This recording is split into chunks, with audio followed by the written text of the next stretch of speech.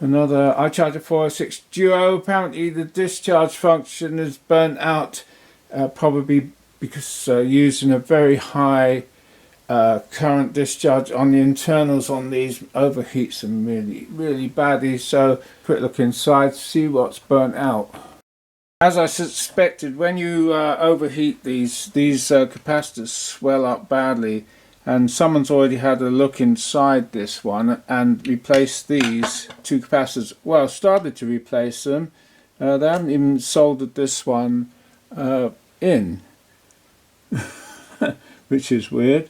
Yeah, the capacitors do overheat and swell up and go out. You've got to use very high temperature rated ones. These ones are 105. You've got to make sure they fit. There's not a lot of room. Anyway, let's see. So someone's had a go at this already, which is never good because you don't know what they've done. So I need to check out the other side. Taking the heatsink off to expose the power FETs, and immediately you can spot things like, well, that one's, look how black that is, burnt out, and it's made a black mark there. And on this side you've got a black mark there as well, which will be under one of these, no doubt. Which one is it? It's the, yeah, you can see you can see that it's got so hot it's burnt through this is the heat transfer material. So those two, and there's also blackening on down here as well, and you can see they've been really hot. So I need to check out, I mean that one's obviously burnt out. Check out some of these other ones. Soldering is a bit of an art these days, especially if you make the mistake of buying eco-friendly solder which contains no lead. It's very hard to make it flow, and it needs a very hot iron. The person who tried resoldering these capacitors in obviously had the wrong solder and a not too good iron, or certainly not a good technique, because the giant blobs of solder here where this was soldered in obviously didn't solder to the legs, that's why it fell out. Done a slightly better job here, but the solder is still very poor. Now I've tested all these FETs, they've been very hot, but I think they've survived except for that one, which I'm just about to take out, and then I'll put that capacitor back in, and everything else may or may not work after I've changed that. So, and that.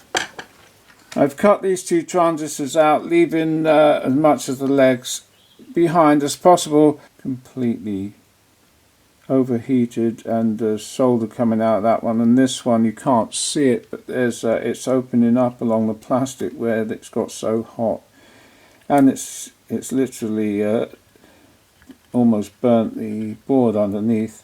Hadn't actually failed, but it would fail. So now once you've taken them out, you can do the simple test. I use an analog meter because it's so easy to see what's going on. You can check left and right, they should all be the same.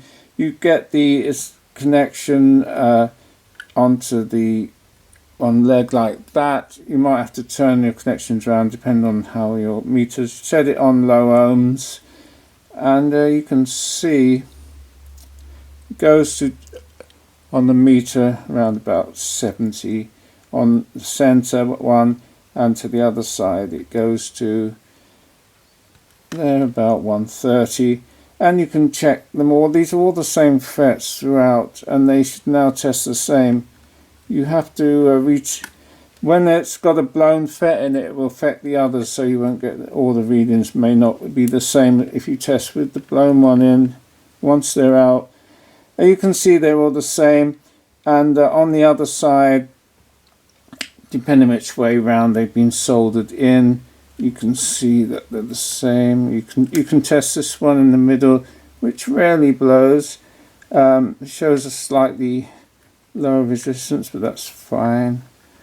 And you can check these two, I thought this one had blown. It was been very hot, but I did look at it. It's not cracked the plastic, and it's reading correctly, so it had been hot. I thought it was not alright, but it is alright, so I'm leaving that one. So we've now got two. They're the same FET. Power FETs used in this charger is the 3205. The specification gives it at 55 volts, 8 milliohms, 110 amps N channel FET, power FET. You can buy these, but you can also buy others that are even better. Better in what way? Well, they can handle higher current, they give a lower on resistance, so they're less likely to overheat and burn out.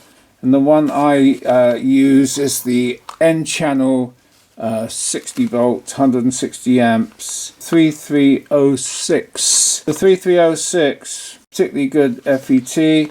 Others I've used are the N channel one here, which is the RU40190R, which is also pretty powerful. It's 40 volts, 190 amps.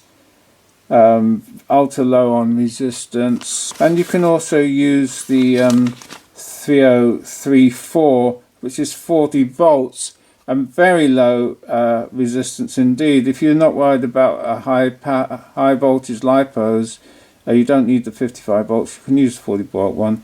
195 amps, very low RDS on, the lowest of all of them. Typical 1.4 milliohms, and that's compared to the one that was in there. The 3205, which is 8 milliohms, so you can see. Just be more efficient, less likely to overheat. In this case, they've overheated badly. I've soldered the two FETs in. Make sure that they're flush, otherwise the heatsink won't go on. So you have to be careful they're pushed down. And I've soldered them on. You can recheck the obviously before I put it together, make sure that they're connected properly and there's no short circuits anywhere. And I've resoldered that capacitor that someone had to go out. They'd ripped the track off, so I've repaired that as well. It's quite difficult to solder that. It's got the massive loop on the other side, which tends to suck the heat out of your iron. Double check the fuses are not blown there and there, and there's one input one there. It's a matter of reconnecting the display, and hopefully if someone's taken this off, these connections can get damaged if they're a bit heavy-handed trying to reconnect it. It's very short, made for small hands. If this is damaged, I replace it with a longer one. It's much easier to fit. This one doesn't look damaged, so I'm going to hopefully reconnect it, and then I can test it. The heat transfer insulation pads were so badly burnt right through in some places, they might have still shorted out if you once you screw the metal plate on. So I've had to cut them up the best I can, and they just have to go over the FETs. I've used some additional heat transfer compound to hold them in place, and I can even put some on the top before I screw them together, trying to leave the holes that the screws go through. Quick test using I've got a power supply that is limited to 2 amps, so that if anything's wrong it doesn't blow up and burn out anything. So I've just connected it up before I connect this. I turn on the power supply, and it's come on, which is good, and it's reading correctly. It's version 2.18, and the display's come on. Now we can connect a battery to channel 1, reading properly, and now we can check to see if it charges. We have to change the customers. He's got a 1S20 amp. This thing can only take 2 amps, but it's best to check at low amps anyway, so I'll just change that, start that, and see what happens. It's come to about 1 amp, which is what you're supposed to be doing. So we know that channel's actually working, and then I can go and test it at higher amps on a bigger power supply later. So we know that the whole thing is working on that channel. We're going to check the other channel as well. Now the discharge, he said it was burnt out on discharge, so we're going to have to check that as well. He's got it set at 40 amps. I mean, discharging internally, no wonder you burn it out. We'll put it down to about a couple of amps. Discharge is coming up, milliamps counting up. So looks like I managed to get it working, left and right channels, charge and discharge. It's tested at a higher discharge rate now. That's gone up to 10 amps. Fans have started up as the temperature is internally gone up to 43 degrees C. Check the charge. I set it at 20 amps. It's managed to get up to 20, so that's all working good. It's fully charged, so it's dropping off now. So that's fine, working. Someone had tried to have a go at it themselves, which is not advisable. Luckily I managed to sort out what they'd done as well.